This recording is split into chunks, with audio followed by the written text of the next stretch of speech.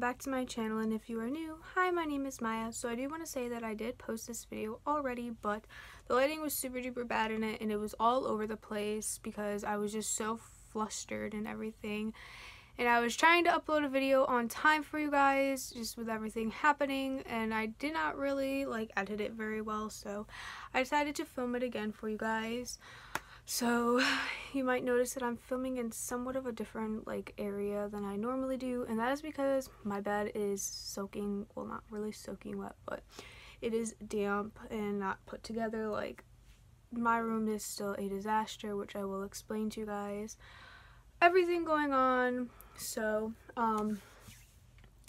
basically in this video I'm going to talk to you guys about the last couple of days and everything like that. So yeah, just a disclaimer, I do want to say that I don't want any hate on this video for things that I'm going to be talking about, because in no way did I ever want this to happen this close to my due date. This has never happened to my family, and just everything happening right now is very stressful. So yeah. So to start out, Tuesday, I'm going to start with everything that happened on Tuesday. So I'm going to start from the morning. So I woke up at 9:30 because I had a doctor's appointment at 1:45 that day, and I had to go out to the store to go get some last minute things for little man and stuff, because just with me having a week until my due date, I did need to get things that he absolutely would have needed right now. So I got up, got ready for the day. We went out to Walmart. We got him a body, I don't know what to call it, body support for his car seat, because the one that came with his car seat that protected and supported his head was not very good quality. It was super duper big and it just wasn't going to support his head. So we got one that can adjust in size. So we got that. We got the shoulder or the strap covers that kind of make the straps a little bit softer for the baby's neck and everything. And then I got baby nighttime body wash and lotion for him. And then we also got the last letter for his name. So his name is all completely put up on the wall. I just finished painting it yesterday and I put it up. So his name is completely done. I've been waiting for quite a while for it to be done. Really thankful that it got here before he did. So after we went to Walmart, we had a few other places to go to. We went to go to the thrift store to look for some shorts for him, because he only had one pair of newborn pants that would fit him. So I got him 2 jean shorts, and they are really good brand. I didn't want to get him too many because I still have people giving me clothes and other stuff after he's born. So besides that, so after that, we just basically went to my doctor's appointment. It went well, nothing wrong, nothing too serious or anything like that. Just the basic every week doctor's appointment. Heartbeat was done, all that kind of stuff. So it was a really good appointment. And then we came back home and we were relaxing, and all of a sudden I saw a bug on my bed crawling out of Grayson's sock box. It's one of the shelves right there, the pull-out ones. It was one of those drawers that are on the cube organizer. I saw a very disgusting bug that should not be in my room. That is a very concerning bug. I'm not going to explain what kind of bug it is, because even though a lot of people already know, I don't really want to say all that. But basically, let me just say, once I found that bug, that's when everything took a turn on our day, from being relaxing to extremely busy. So basically everything in my room was taken out. Everything was sprayed down. Grayson's clothes were all cleaned. All of me and Alan's clothes had to be cleaned. Everything just in my room had to be cleaned overall. And we are still putting things back together. It is super duper stressful. And just the fact that we had to do all of this and we're still working on it, and I only have 3 days left until my due date, it's super duper stressful. It's very overwhelming and everything like that. So fast forward to later that night. So basically we just spent the day spraying and doing everything that we had to get rid of these bugs that we had in my room, because we wanted to make sure everything was sanitized and there was no other bugs in my room that could hurt Grayson or anything like that. So later that night I started to have contractions, and I noticed that they were like low menstrual cramp ones. They weren't very painful whatsoever.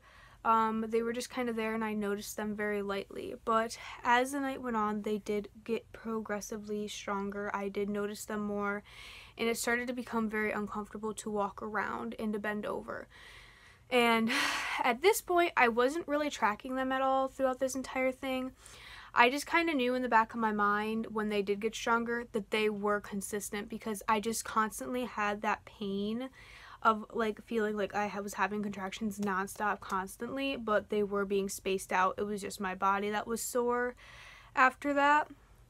So I was having consistent contractions.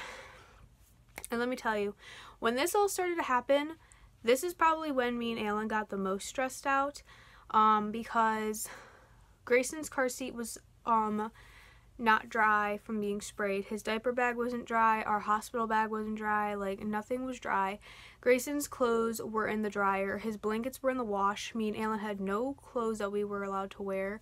So we were literally screwed if I were to have had Grayson now, because we have nothing, because we were cleaning everything for sanitary purposes and making sure that it was safe for Grayson to be around. So Grayson's clothes got done out of the dryer. I basically threw his blankets in, and I literally just started ripping through his basket looking for clothes that he could wear, whether I thought they were good for going home outfits or in the hospital outfits. I didn't care what kind of outfits they were. As long as he had clothes on his back, I was fine. So that's all I did. I was going through them. His blankets got done. I took out what I had to, and basically I checked if his diaper bag was dry, and thankfully it was. So we packed everything up and we called the doctor, and she did want me to go in. So at this was 9:30, we left the house. We stopped to go get something to drink because I was thirsty. I haven't really drinking anything since I started to clean. I had taken breaks here and there, but I needed a drink. And then we went to go get Aylin, because obviously he's going to go if I need to go. We went to the hospital. I signed in, because since it's late, you have to go to the emergency room to sign in. You can't just go into how you would normally go in. So I went over, they signed me in, and I had to wait 15 minutes for somebody to finally come down and get me. And I'm like, really? I'm having contractions here, this, I would like to know what's going on. I don't want to sit here for 15 minutes and then be on my way up to the delivery room and out pops my son. Don't really wish to do that. I want to say my water didn't break or anything before we went to the hospital. Nothing like that has happened. I was just basically having consistent contractions the whole time. So they took me up, got me in a room, hooked me all up to all that kind of fun stuff. And the nurse said, okay, I'll come back in about 20 to 30 minutes to check you to see if you're dilating any. And I was like, okay, that's fine. So I just sat there 20 to 30 minutes, bored. My phone was dead, pretty much. I hadn't worried about charging it all day or anything like that. I was just, just going on trying to get things done for the day. Aylin's sitting over in his chair. He's bored, I can tell. And we're all exhausted. We've had a very busy day already.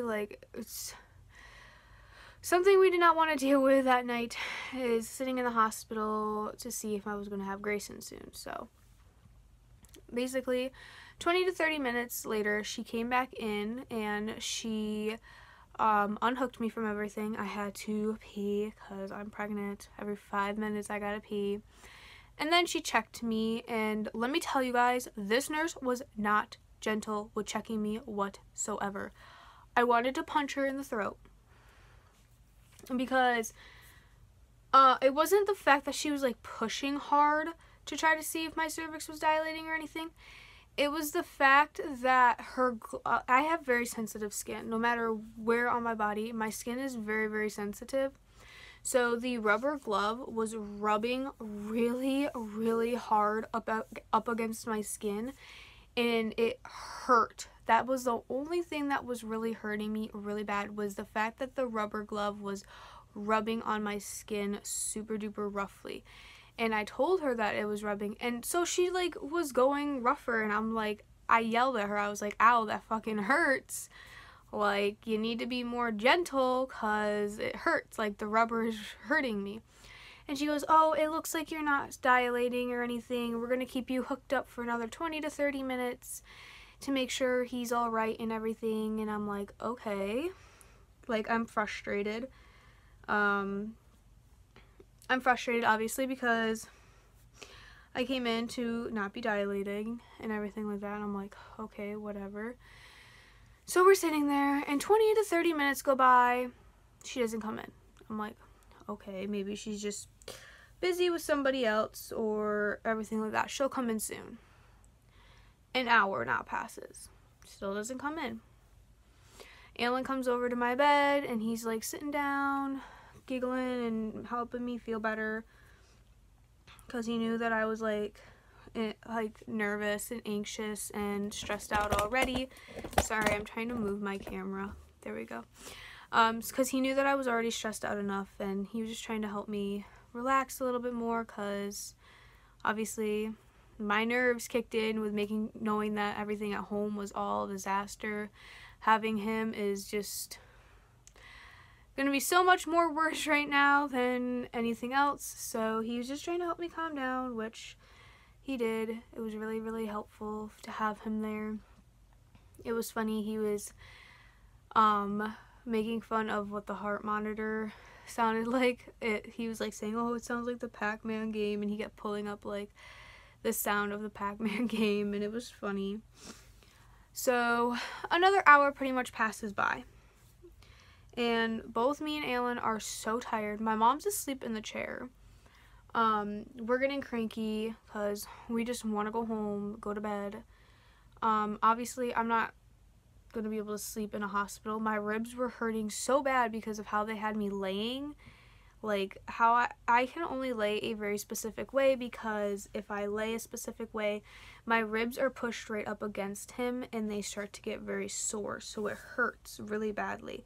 Grayson does not kick my ribs. He likes to sit near my ribs, so if I move a certain way, they're right on top of him, and it hurts. That is the only thing that happens with my ribs. So for 2 hours, I was sitting with my ribs on him, very, very uncomfortable, feeling like I'm ready to die. I'm tired, so Alan comes over and tells me to scooch over, which I did. He laid down next to me. I felt so much more relaxed and everything again when he lay down next to me, and he told me after like 10 more minutes, he's like, can you have your mom go get the nurse and ask them what is going on, because literally we were only supposed to be there for another 20 to 30 minutes unless she came in and said something different, and she hadn't come in those entire hour that we were still there. So my mom went out and talked to her, got her, blah blah blah, and she comes in all smiles and looking innocent. She's like, oh, did you want to go home? And I was like, if I don't have to be here, yeah, I want to go home. Like, if I don't have to be here and nothing's happening, I want to go home, to go to my own bed, which I wasn't even able to sleep in my own bed. I have to sleep in my mom's right now. I was like, if I'm able to sleep in my own bed and be comfortable and go home and do things that I need to get done, I'm going to. I'm not going to sit here in the hospital just to not, like, have anything happen. Like, what's the point of me being here if I don't need to be? And she's like, okay, you can get dressed. I'll go get your discharge papers and your doctor will come in. I was like, okay, cool. So I got up, got dressed, and came back out. My doctor came in extremely fast after that, and she just basically told me that I was having early labor signs. So basically my body is in labor technically right now. I have been in labor for like the past 3 days, but it's not like active labor as where my cervix would be dilating and everything. I'm just basically having early contractions that are leading up to my cervix to be dilating. So that's all she said. She said basically just walking around and stuff like that will help labor start, and if I start having contractions that are pretty painful, to take showers, go swimming, Tylenol, like anything like that I can take to help the pain. But basically she just said the more walking and anything like that that I can do to go into labor, the better. But honestly, I have not done any walking really since then. The only walking and stuff I've been doing is getting things ready for him to be here and my room being done. So I did have contractions last night, which I have noticed that my contractions only really start up throughout the nighttime. I did tell Alan last night that I was having contractions, and I told him that just because they're consistent, because they were being consistent again like they were, I told him that I was not going to go into the hospital unless they got 10 times worse than what they were. And I noticed that they were getting worse, but the second that I laid down and went to bed, they completely stopped. So I was glad that I did not go to the hospital again, because they probably would have just been like, oh yeah, you're not dilating, you're once again just in early labor. So Grayson's being very, very stubborn with that. But soon, hopefully tomorrow, me and Alan will go do like a lot of walking and stuff, because he's supposed to come over on Friday and like just relax with me, go for walks, like do anything that we possibly can to have this baby this weekend, hopefully. But me and Alan are kind of thinking that Grayson might come on the 15th of this month. And if you guys don't know what the 15th of this month is, that is me and Alan's 1 year, which me and Alan are going to be very shocked if he does actually plan to come on that day. We'll be very, very happy, of course. It's like an anniversary surprise for both of us, but we are definitely both ready for Grayson to be here already. Alan's like, come on, I just want this kid here. I want my son here. Like, I'm like, I feel you. I know. Like, I'm tired of being pregnant already. It's so, you just feel so like bleh the closer you get to your labor, and it's like the days go by so much slower. It's just so frustrating. But basically right now everything is kind of back in my room.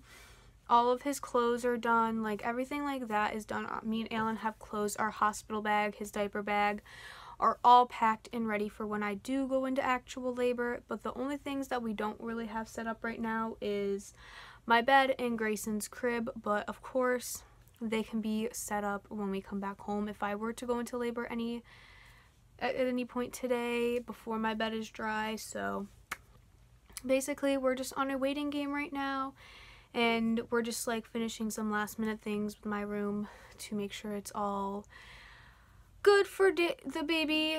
But yeah, that's basically the big update for you guys. I hope you guys enjoyed. If you did, give this video a thumbs up and subscribe, and I will see you guys all in the next video.